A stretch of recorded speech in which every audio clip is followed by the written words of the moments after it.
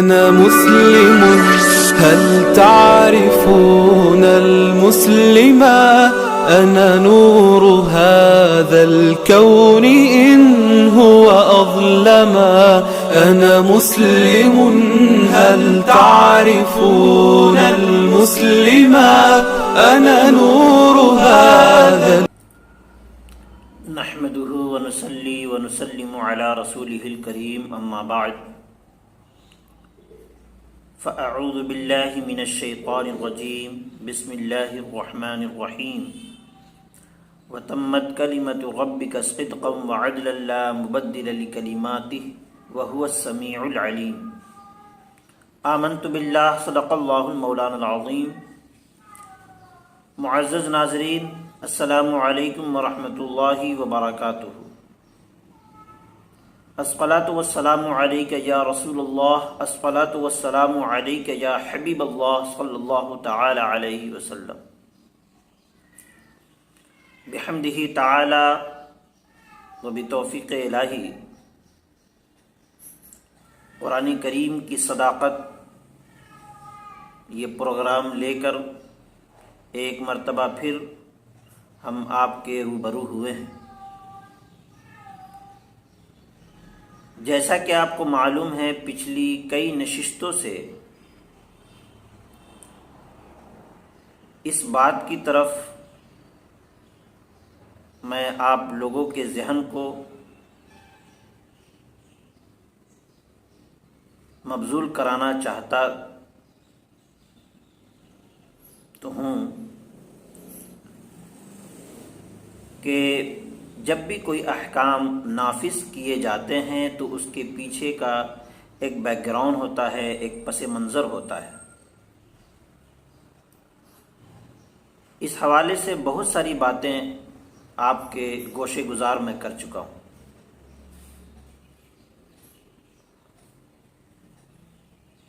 جب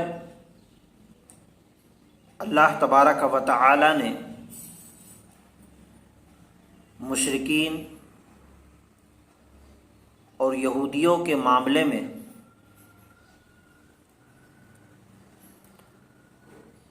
نرمی نہ دیکھا اور ان کے ارادے کو پلٹتے ہوئے نہ دیکھا،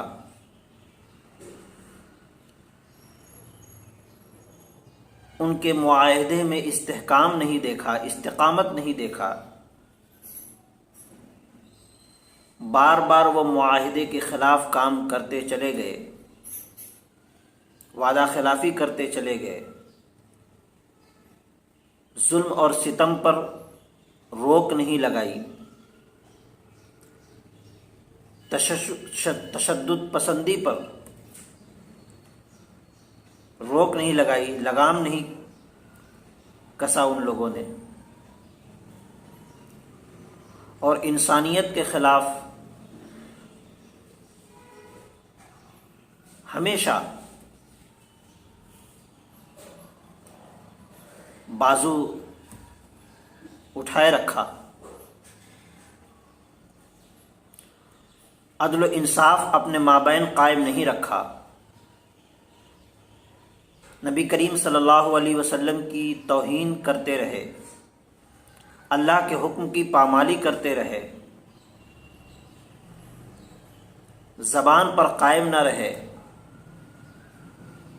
تو اللہ تبارک و تعالی نے اپنے محبوب کو یہ پیغام بھیجا: اے میرے محبوب، آپ نے دیکھ لیا حدیبیہ کے مقام پر ان سے صلح کر کے، انہوں نے اس صلح کا بھی خیال نہ رکھا، اور آپ کی خاموشی اور آپ کے صبر کو ان لوگوں نے بزدلی سمجھ لیا. جب آپ مدینہ منورہ تشریف لے گئے تو وہاں پہ بھی آپ نے ملک میں امن و شانتی کو بحال رکھنے کے لیے، محبت و اخوت کا رشتہ قائم کرنے کے لیے آپ نے مہاجرین اور انصار کے درمیان معاہدہ کروایا تاکہ ملک میں امن و شانتی برقرار رہے، ایک دوسرے کے حقوق کا لوگ خیال رکھیں. پھر آپ غیر مسلموں اور مسلمانوں کے درمیان آپ نے معاہدہ کروایا تاکہ ایک دوسرے کے حقوق کا خیال رکھیں، ایک دوسرے کے عزت و آبرو کے ضامن بنے رہیں۔ لیکن مسلمانوں نے تو اس کا پاس رکھا، اس لیے کہ وہ مجھ پر اور آپ پر ایمان رکھتے ہیں، لیکن یہ لوگ بار بار مسلمانوں کی عزت و آبرو کے ساتھ کھلواڑ کرتے رہے، اور مسلمانوں کے صبر اور اللہ اور اس کے رسول کے ساتھ وفاداری کو ان لوگوں نے کمزوری سمجھ لیا۔ تو اے میرے محبوب، ایسے لوگ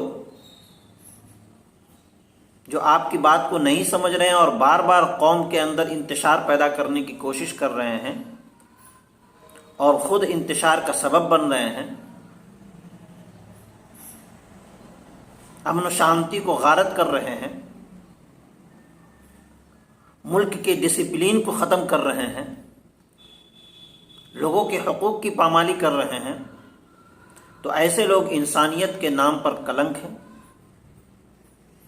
اب آپ کو میرا حکم ہے کہ جب ایسے لوگ مل جائیں تو ان کے لیے عدالت قائم کیجیے، اور اس کے بعد ان کے ساتھ وہی سلوک کیجیے جس کے وہ حقدار ہیں۔ اس کے تحت اللہ تبارک و تعالی نے سورہ توبہ آیت نمبر 5 میں ارشاد فرمایا، اعوذ باللہ من الشیطان الرجیم، فَإِذَا انْسَلَخَ الْأَشْهُرُ الْحُرُمُ فَاقْتُلُوا الْمُشْرِكِينَ حَيْثُ وَجَدتُّمُوهُمْ وَخُذُوهُمْ وَاحْصُرُوهُمْ وَاقْعُدُوا لَهُمْ كُلَّ مَرْصَدٍ فَإِنْ تَابُوا وَأَقَامُوا الصَّلَاةَ وَآتُوا الزَّكَاةَ فَخَلُّوا سَبِيلَهُمْ إِنَّ اللَّهَ غَفُورٌ رَحِيمٌ۔ جب حرمت والے مہینے چلے جائیں، گزر جائیں، وہ مہینہ جس مہینے میں خون بہانا حرام ہے، وہ مہینہ جب گزر جائے تو جہاں وہ مل جائیں ان کو گرفتار کرو، ان کا محاصرہ کرو، اور ان کی طاق میں ہر جگہ گھات لگائے بیٹھے رہو،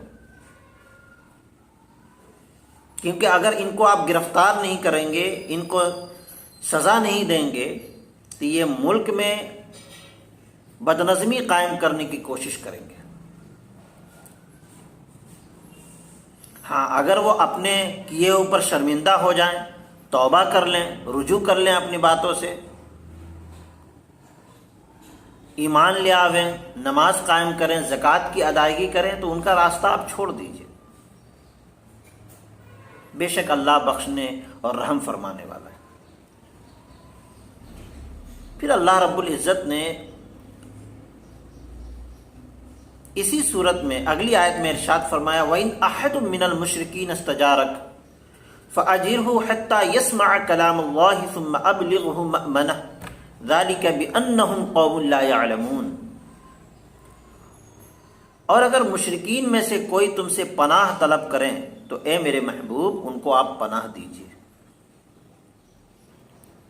یہاں تک کہ وہ اللہ کا کلام سن لیں، سننے کی خواہش پیدا کریں، سچائی کو ایکسیپٹ کرنے کی صلاحیت پیدا کریں اپنے اندر، عدل انصاف کو قبول کرنے کی صلاحیت پیدا کریں، انسانی حقوق کا خیال رکھنے کے لیے فکر مند ہو جائیں، بھائی چارگی کا رشتہ قائم کریں۔ اگر اس طریقے کی سوچ ڈیولپ ہو جائے تو آپ ان کو پناہ دیجئے اور انہیں ان کے امن کی جگہ پہنچا دیجئے۔ یہ حکم اس لیے کہ وہ لوگ علم نہیں رکھتے سچائی کا۔ پھر قرآن کریم میں اللہ تبارک و تعالی نے اسی صورت میں آگے ارشاد فرمایا، کیف یکون للمشرکین عہد عند اللہ وعند رسولہ الا الذین عاہدتم عند المسجد الحرام فما استقاموا لکم فاستقیموا لہم ان اللہ یحب المتقین۔ اس آیت سے صلح حدیبیہ کی طرف اشارہ ہے۔ اللہ اور اس کے رسول کے نزدیک ان مشرکین کے ساتھ کیوں کر عہد کر سکتا ہے؟ ان مشرکوں کے ساتھ کیسے عہد کیا جائے، کیسے معاہدہ کیا جائے، ما سوا ان لوگوں کے جن سے تم نے مسجد حرام کے پاس معاہدہ کیا، یعنی صلح حدیبیہ، مسجد حرام کے پاس تم نے ان سے معاہدہ کیا ملک میں امن و شانتی قائم کرنے کے لیے، ملک میں بھائی چارگی پیدا کرنے کے لیے، لیکن انہوں نے آپ کے اس معاہدے کا خیال نہیں رکھا، تو کیسے پھر دوبارہ ان سے معاہدہ آپ کریں گے، ان کو کیسے سمجھانے کی کوشش کریں گے؟ حالانکہ اے میرے محبوب، آپ بار بار آپ کی محبت، آپ کی انسیت انسانیت کے رشتے کے حوالے سے تڑپتی رہتی ہے اور بار بار ان کو سمجھانے کی کوشش کرتے ہیں، لیکن یہ لوگ ایسے لوگ ہیں جو حق بات کو ایکسیپٹ کرنے کے لیے تیار نہیں ہیں، اور اگر آپ بر وقت ان کو سزا نہیں سنائیں گے یا سزا نہیں دیں گے تو یہ شدت کو اور بڑھاوا دیں گے۔ اس لیے اس آیت سے یہ بھی ثابت ہوتا ہے کہ جس وقت فتنہ اٹھے اسی وقت فتنے کو دبانے کی کوشش کی جائے۔ فَمَا اسْتَقَامُوا لَكُمْ فَاسْتَقِيمُوا لَهُمْ، اگر وہ اپنے معاہدے پر قائم رہیں تو آپ بھی اپنے معاہدے پر قائم رہیں، جب تک وہ اپنے معاہدے پر قائم رہیں، جب تک اپنے وعدے پر قائم رہیں، جب تک انسانی حقوق کے ساتھ وہ کھلواڑ نہ کریں، تب تک ان کے خلاف کوئی بھی حکم آپ مت سنائیے۔ ہاں، اگر وہ انسانی حقوق کے ساتھ کھلواڑ کر رہے ہیں تو اسے یہ رائٹ کسی نے نہیں دیا ہے، اگر ایسا کرتے ہیں تو ان کے سزا کا اعلان کریں۔ فَمَا اسْتَقَامُوا لَكُمْ فَاسْتَقِيمُوا لَهُمْ إِنَّ اللَّهَ يُحِبُّ الْمُتَّقِينَ، بے شک اللہ متقیوں کو پسند کرتا ہے، بے شک اللہ اس ذات کو پسند کرتا ہے جو اللہ اور اس کے رسول سے ڈرتا ہو اور پرہیزگاری حاصل کرتا ہو۔ پھر دوسرے مقام پر، اسی سورت کے دوسرے مقام پر ارشاد فرمایا، کیف وَإِن يَظْهَرُوا عَلَيْكُمْ لَا يَرْقُبُوا فِيكُمْ إِلًّا وَلَا ذِمَّةً يُرْضُونَكُمْ بِأَفْوَاهِهِمْ وَتَأْبَى قُلُوبُهُمْ وَأَكْثَرُهُمْ فَاسِقُونَ۔ فرمایا ان کے عہد کا کیسے اعتبار کیا جا سکتا ہے؟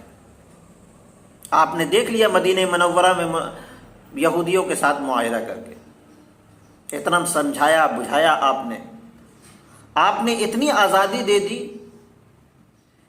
کہ وہ آپ ہی کے شہر میں رہ کر کے، آپ ہی کی سرپرستی میں رہ کر کے وہ اپنے دین پر قائم رہ سکتے ہیں، اپنے دین کے مطابق عبادت کر سکتے ہیں، ان کے دین میں مداخلت کوئی نہیں کرے گا۔ آپ نے اتنی زیادہ آزادی دی ان کو، آپ نے ان کے حقوق کا خیال رکھا، ان کے جذبات کا خیال رکھا، ان کے مذہبی محبت کا خیال رکھا، ان کے رشتوں کا خیال رکھا، لیکن انہوں نے آپ کے رشتوں کا مذاق بنا کے رکھ دیا، آپ کی خاموشی اور آپ کے صبر کو آپ کی کمزوری سمجھنے لگے۔ تو جب ان کا یہ حال ہے کہ جب وہ تم پر غالب ہو تو وہ نہ تمہاری رشتہ داری کا لحاظ کریں گے، اگر وہ تم پر غالب ہو جائیں تو وہ تمہاری رشتہ داری کا خیال نہیں رکھیں گے۔ لیکن اے میرے محبوب، آپ کی شان ایسی نہیں ہے۔ آپ کو ہم نے فتح مکہ کے موقع پر آپ کو ایک عظیم فتح سے نوازا، لیکن ان پر غالب ہونے کے باوجود آپ نے رحمت کا دریا بہا دیا۔ آپ نے اپنی رحمت کی وہ مثال پیش کر دی انسانیت کی دنیا میں کہ ایسی تاریخ دوبارہ آ ہی نہیں سکتی ہے۔ اور پھر فرمایا، اور نہ تم سے کیے ہوئے عہد کا پاس کریں گے، وہ تمہیں صرف اپنی زبانی باتوں سے خوش کرتے ہیں۔ کچھ لوگوں کی عادت ہوتی ہے نا اپنی زبانی باتوں سے خوش کرنا، معاہدے کی پاسداری نہ کرنا، لوگوں کے جذبات کے ساتھ کھلواڑ کرنا، لوگوں کے دل کے ساتھ کھلواڑ کرنا۔ ان کا دل آپ کے خلاف رہتا ہے نا، اس لیے کہ وہ فاسق ہوتے ہیں، وہ سچے محبت کرنے والے لوگ نہیں ہوتے۔ منافقوں کی یہی چال ہوتی ہے نا کہ سامنے سے بہت اچھی اچھی باتیں کریں گے لیکن اندر سے ان کا دل میلا رہتا ہے، اور آپ کو ایسا محسوس کرائیں گے کہ آپ سے وہ بہت زیادہ محبت کرتے ہیں، لیکن پیٹھ پیچھے چھوڑا بھونکیں گے۔ انسانیت کی دنیا میں ایسی بہت ساری مثالیں ملتی ہیں۔ تو یہ اللہ رب العزت نے یہ جو مشرکین کے لیے سخت حکم کا اعلان کیا، اس کا اصل وجہ یہی ہے کہ وہ انسانیت کے دشمن تھے، وہ قوم کے دشمن تھے، وہ بھائی چارگی کے دشمن تھے، وہ ملک میں امن و شانتی کے خلاف تھے۔ اپنا ستہ پانے کے لیے، اپنی حکومت پانے کے لیے خواہ کسی کا بھی خون کرنا ہو ان کے لیے سب جائز ہوا کرتا تھا، کسی کے حقوق کی پامالی کرنا ہو ان کے لیے سب جائز ہوا کرتا تھا۔ نہ عورتوں کے حقوق کا خیال کرتے تھے، نہ بچوں کے حقوق کا خیال کرتے تھے، نہ بوڑھوں کے حقوق کا، نہ بزرگوں کے حقوق کا خیال کرتے تھے۔ وہ صرف اپنی بات منوانے کے لیے کسی بھی حد تک جانے کے لیے تیار تھے۔ جیسا کہ ہم نے پچھلے کئی نشست میں بہت سارے موضوعات پر گفتگو کی، آپ اگر لگاتار ان گفتگو کو انشاءاللہ سنیں گے تو آپ کو یہ ساری باتیں آپ کو سمجھ میں آ جائیں گی۔ تو آج کی گفتگو میں ہم نے یہ خلاصہ کیا کہ اللہ تبارک و تعالی نے اس طریقے کا حکم کیوں سنایا قرآن کریم میں۔ امید کرتا ہوں کہ آپ سمجھ رہے ہوں گے انشاءاللہ عز و جل۔ آئندہ نشست میں اور بھی جو احکام اس سچویشن کے حوالے سے آئے ہیں انشاءاللہ اس کو بھی ہم سامنے رکھیں گے۔ آج کے لیے بس اتنا ہی۔ پروردگار عالم کی بارگاہ میں دعا ہے کہ مولا ہم سب کو کہنے اور سننے سے زیادہ عمل کرنے کی سچی توفیق عطا فرمائے۔ وما توفیقی الا باللہ، استغفر اللہ ربی من کل ذنب واتوب الیہ، لا الہ الا اللہ محمد رسول اللہ صلی اللہ تعالی علیہ وسلم، وما علینا الا البلاغ۔ السلام علیکم ورحمۃ اللہ وبرکاتہ۔